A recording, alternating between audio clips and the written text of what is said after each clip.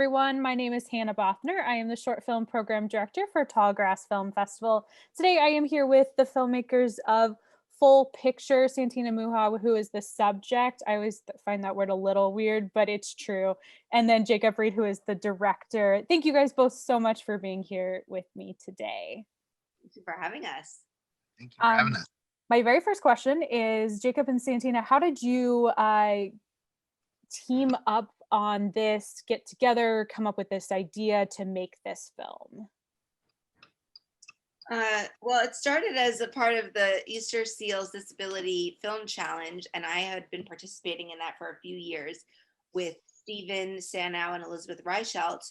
And this year we said, why don't we bring on a director? And I had known Jacob from UCB, Upright Citizens Brigade, comedy and improv and things like that, and from Friendship. And Jacob's a really great director, and so I said, let's bring him in. And we were working on another project together, Liz and Stephen and I, and Jacob, we had come and be one of the readers, and he had shown some interest in that as well. So we said, well, hey, let's work together on this small little thing. And Jacob, you want to take it from there? Yeah, well, so the four of us had I didn't know about Easter Seals before, other than as a fan of what Santina does, and that's kind of how I got to know Liz and Steven. And so we were thinking of what's a way for the four of us to work on something that's not, a huge project, but it could be fun to try out working together.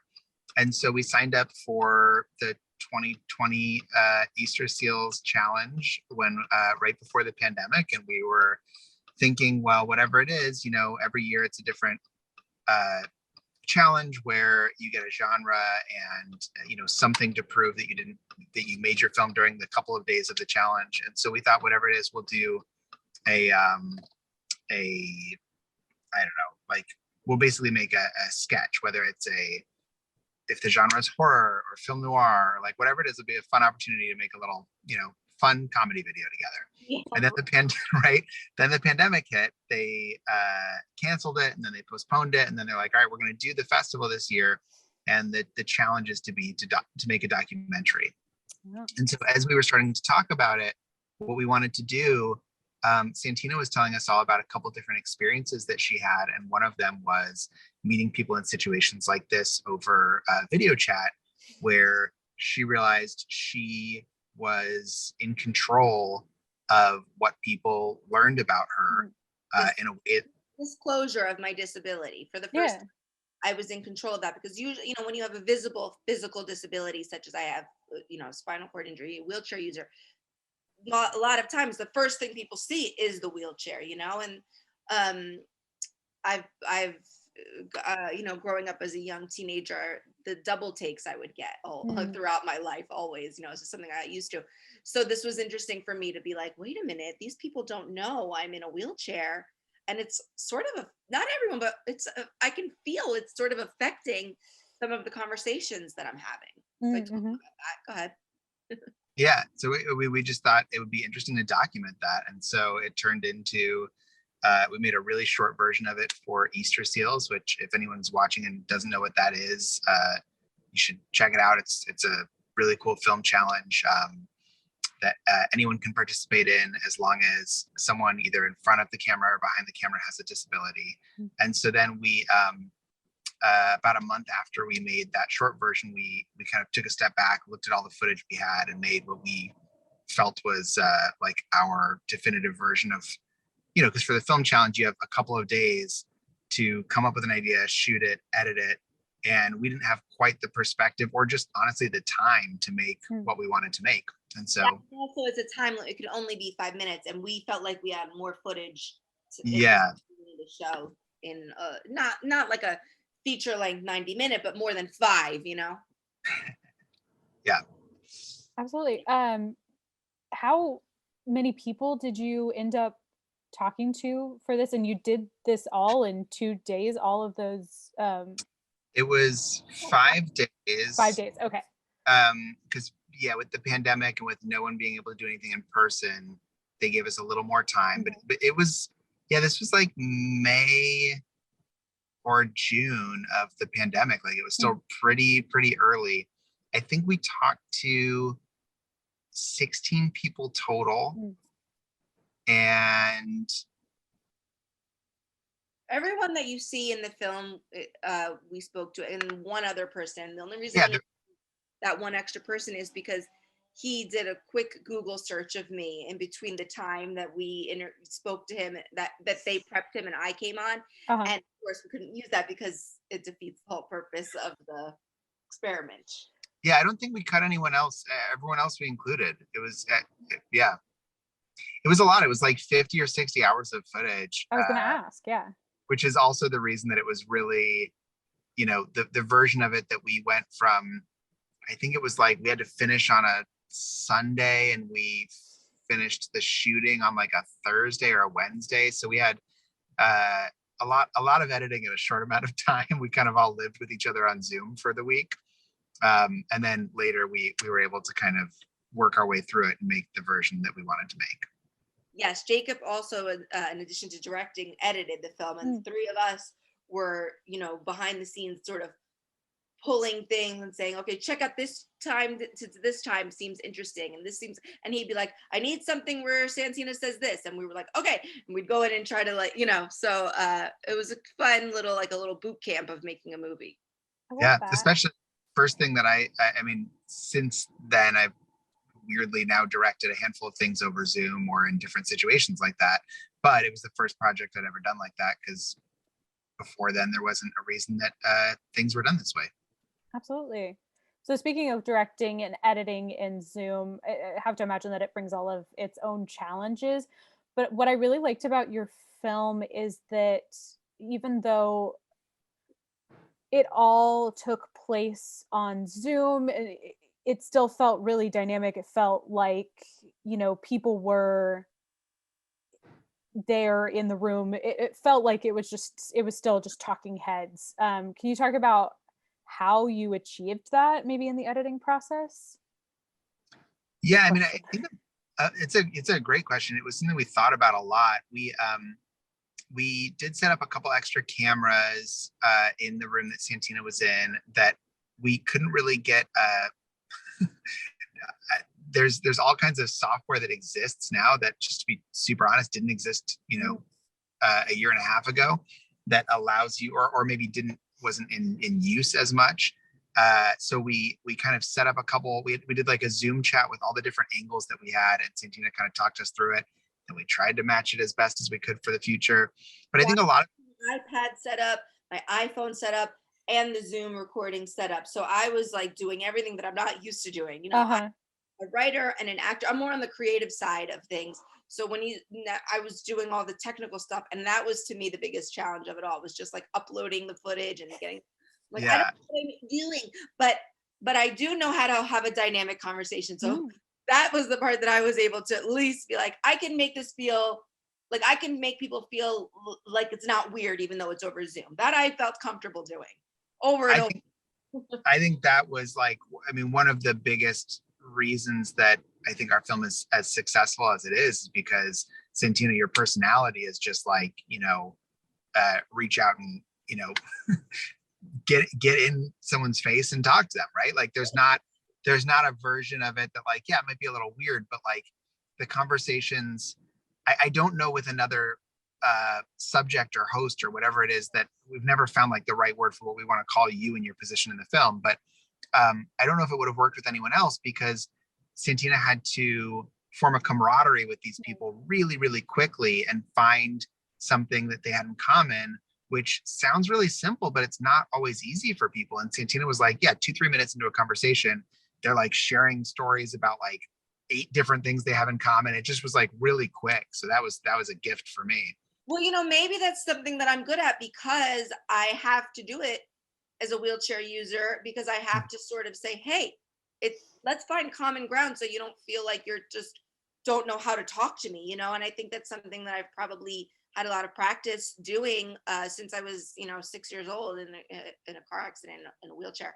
I've always had to sort of make people feel comfortable with my situation, and so I was doing that without them knowing I was doing that, probably. Yeah, Absolutely. So I'm going to ask you a tough question here because it's about favorites, and favorites are always really hard. Do you have, do you both have a favorite part of the process? Like from the initial speaking to people to seeing people's reactions once they, once you revealed that you're a wheelchair user, to like the editing or the prep or anything like that. And then also, do you have a favorite person that you talked to as well? I know that's really hard. Hey, well, I could say one of my favorite. I'll start with one of my favorite parts for me, just personally, spiritually, growth wise, was seeing people. And you can see a little bit of it in the film, but watching people say things about me that I thought people only were attributing to me because I'm in a wheelchair. Like, she's so strong, she's a go-getter, and I was like, oh, I'm so happy that they see that about my personality and not just, wow, you moved to California in a wheelchair. Wow, you're strong. Like, because I feel like a strong woman, but I feel like sometimes people, I don't know, do people, am I a strong woman, or am I a strong woman because I'm in a wheelchair and I get up and do things every day? And it was nice to be able to say, okay, good, thank you. I felt like, that was good for me to know that. And that was a learning experience for myself as well. So that was one of my favorite parts. I'll think about my favorite person while Jacob answers. Yeah, I mean, I think that was I wouldn't want to claim that as my favorite part because it was something that happened to you, but as your friend, I was not expecting that. And I think that the experience that you had making this it was just really cool to see you get to experience that. I think from a creative standpoint, one of my favorite things with any project, but especially with this, is going from, I know there's something here and I don't know exactly what it is, but there's something interesting here. And that's kind of what we set out with, where like, it just was fascinating. We thought of other things that were easier to make, but we couldn't let go of this idea. There was something about it really sticky or interesting to us about it. And going from that to the process of like, okay, now that we've done this, now we know what the story is. And the story is this idea of growth and bias and internal bias and how we all are, and that we were able to make it universal at the end. I think that switch going from there's something here to, okay, I know how to tell this story, is something that it's just always super fun. And especially with documentary, I think it happens as you're making it. Whereas in other kinds of projects, it happens before you start shooting because you really want to know why you're telling the story and what you're doing. So that was fun to do with this.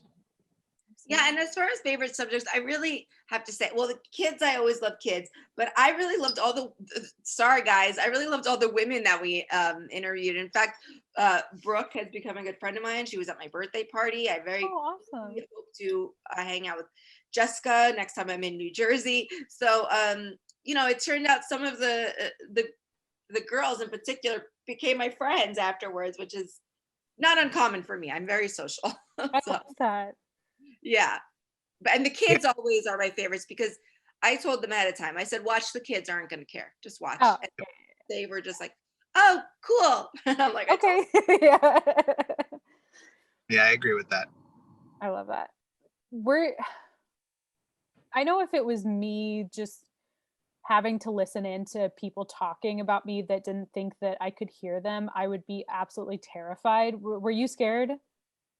A little. I was a little scared at first. Especially one of the things that we didn't sort of say during the film, but one of the meetups was a date. And that was the one I was the most afraid of because I didn't want him to feel like he was being catfished or there was wool being pulled over his eyes or something. But then again, it's like, when you're on a date, you don't everybody doesn't come to a date with their full medical history. So, how much of that do I have to tell? But then it's like, yeah, you probably want to tell the person you're in a wheelchair. So it was like I was having a little bit of a moral dilemma during that one. And especially because we did hit it off. And and he said he wanted to go out with me again. And I thought, well, he's not going to want to go out with me again once he finds out I'm in a wheelchair. And so I felt so nervous about that one.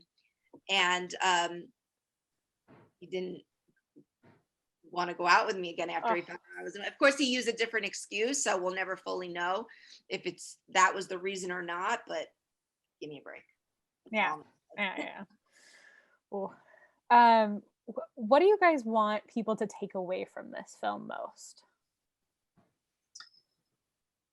I mean, I think the most obvious thing is also the most universal, just the buckets we put each other in. I think we set out to tell a very specific story about what was happening to one person with one situation during the pandemic. And to me, the broader message of it is just like that we are constantly putting all of each other in buckets as far as what we're capable of, what we're likely to do, what we're like as people.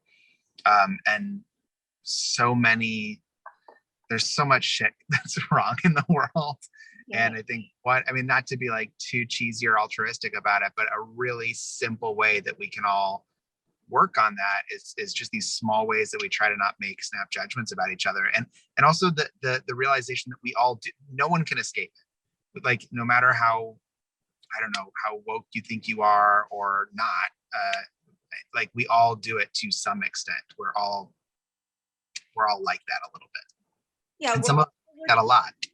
We're taught to make judgments as children, right? If this person looks scary, you don't talk to them. You find someone who's in a uniform, you tell them where you live. I mean, like, we're all taught how to sort of scan the world and who we can trust and who we can talk to. And I think if we all focused more on finding what we have in common rather than finding what what's different, we can grow from there. And I think everything that Jacob said, I agree with. And then even more, I'd like to just add hyper focusing on disability, normalizing it. I want to normalize that a little bit, because you see people with disabilities and immediately it's like, people think, wow, what can't they do? I wonder what they can't do. Wow, that must suck, all the things they can't do. And it's like, okay, you can't fly. You know what I mean? Like, there's things you can't do, and I'm not worrying about that. So what are you worrying about what I can't do? I'm living my life the way I live my life. And let's talk about what we have in common, and how can you help me and how can I help you? And if we just sort of built upon that, because there's plenty of things like that Jacob can't do that I can do, and I've had to help him in certain situations and he's had to help me. And I think our relationship is pretty equal as friends and colleagues. I don't think that he's doing well. He probably does a little more than I do, but that's because he's just like better at, he's good at a lot of things that I'm like, I don't know how to do that. But then I swoop in and I do what I can do. It's not because I have a disability. It's because he just happens to be very multi-talented. I mean, that's extremely kind of you. But I think, the idea of that, like, we all have strengths and weaknesses, and that's and not even tied to our physical abilities. I think we look at so many things as limiting factors for each other, in a way where, like, first of all, everyone should decide what their own limits are, but also maybe one of the biggest things that I learned, like, as far as, I think we're talking a lot about what we wanted to say making this, but one thing I learned from the experience is how much of this is just deeply ingrained in society, where you really have to consciously try to unlearn it. And even then it's really difficult.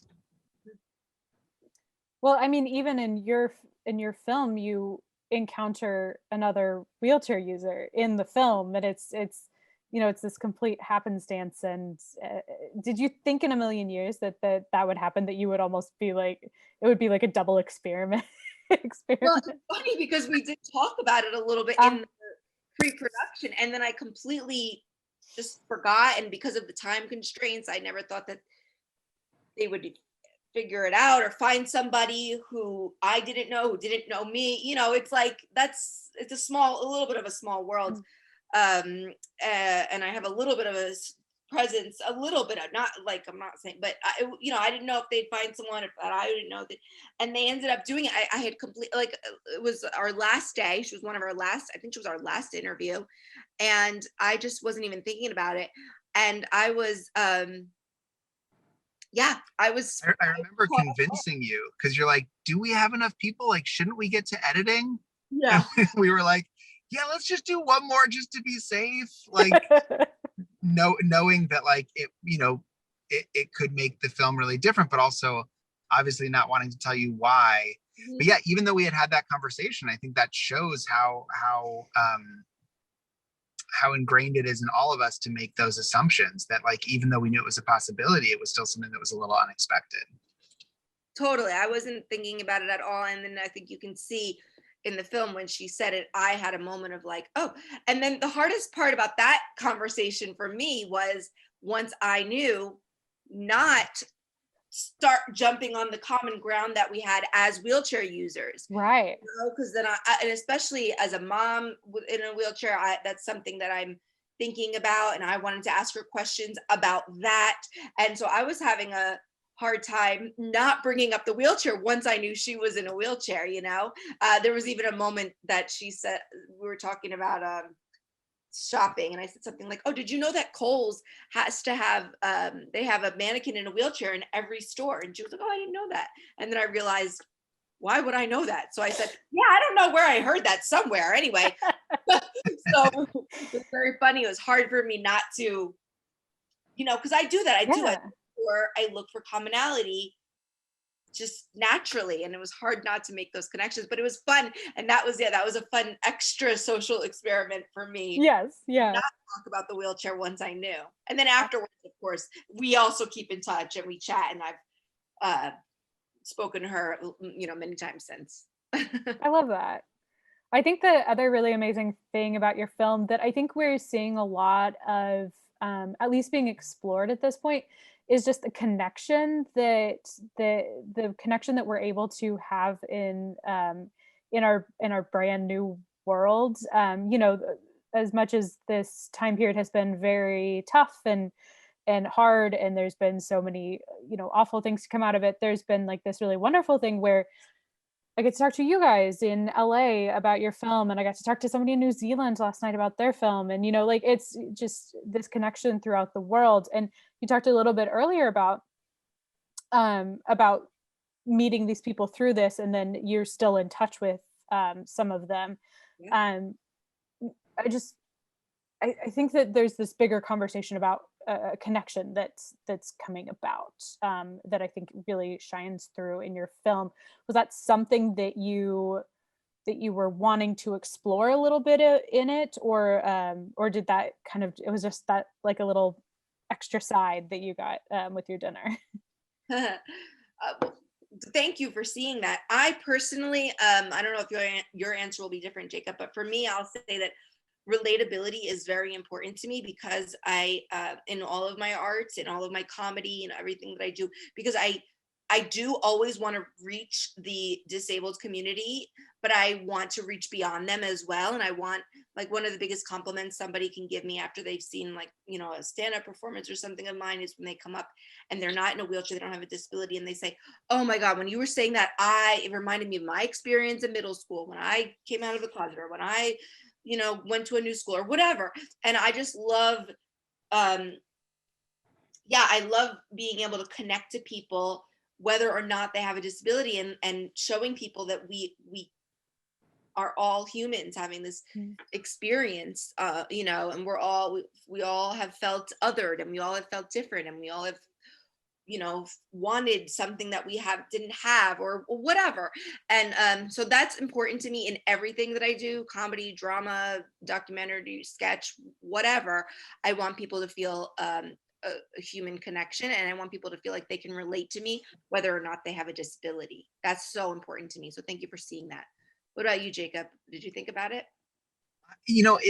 So part of it is, I think the moment that we made the film, the pandemic was so new. I think there's ways that the staying power of these kind of virtual connections, virtual is, I don't even like to use that word, but like, when we're not in the same place as each other physically, the power of those connections has taken on a really different meaning over the last year since we made the film that I could have never expected. But I also do think that something I always go back to with whatever kind of art I'm making, that's a struggle for me to remember, because it feels like it's not true. Like, you always want to make things more universal, right? You want to make them appeal to as many people as possible. And I intrinsically know that the way to do that is to be specific, but it's against your instincts as a creator. Like, you want to make something appeal to everyone, so you want to make it broad.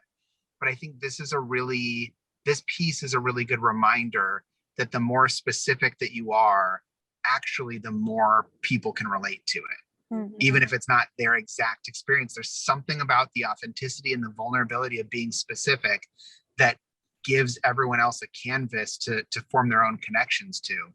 And I think that that's one of the elements that I'm proudest of this film. That's a great point. Absolutely. Well, thank you both so much for being here and talking with us about your film. My very last question for you is, what are you working on next? What can we expect from you next? Do you have anything to plug or point people towards, anything that you want people to see from you? You want me to go first? This answer changes over the months. Yeah. So first of all, people can find me on, I try to not use social media as much, but it's a great way to connect with people. So I'm on Instagram. My handle is typography nerd, because I'm the big nerd for typography. And that's probably the best way to find out about me. You can see some of my directing work at Jacob Reed, JACOBREED.net. I am working on a couple of fun projects that I can't really talk about yet in the TV and in the film world. But one thing that is, I don't know where it's going to end up, but something that I have enough ownership over that I feel like I could talk about it a little bit more is I've been doing another documentary-ish project over the last couple of years where I have been tracking down and interviewing other people named Jacob Reed. Oh my and God. So, and finding out what we have in common and what we don't have in common. And it's most likely going to be a podcast, but it's still in the early stages. So that's something that hopefully you can find at some point in the future. That's incredible. My boyfriend has has an insanely common name, and I'm sure he can absolutely relate to that too. His name is also Jacob, but not the same last name. So I'm sorry you don't have I can't give you a connection there. But. Yeah, that was so close. So close. Well, there's only one Santina Muha in the whole world, as far as I know. I think I'm the only Hannah Bothner too, as far as I know. What is that like? Yeah, that's such a different experience. I can never find a keychain. I can. Other than that, it's pretty good. Yeah, so let's see. You can follow me on social media as well, Instagram mostly, and Twitter at Santina Muha, SANTINAMUHA. And I'm working on a book. I'm working on a few other projects that, like Jacob, are sort of, not announced yet, but I'll always announce them on my social as they come through. And you can see me on season 2 of Dollface on Hulu, which I'm excited about. That was fun. We just wrapped this week. That was really fun to do. And yeah, I have a voice in a cartoon coming up and a few other things that I'm so excited about. And I'm excited about this book I'm writing. It's a collection of comedic essays, sort of memoir about, again, what it's like to be a normal girl in a wheelchair, normalish. So I'm excited about that as well. And yeah, other than that, you could just find me in LA hanging out on my balcony. I love it. Well, that's incredible. It's been so wonderful to talk with you both today. And I hope everybody out there enjoyed this conversation as much as I did. Thank you both so much. And thanks to you all out there for tuning in and for supporting Tallgrass. Thanks.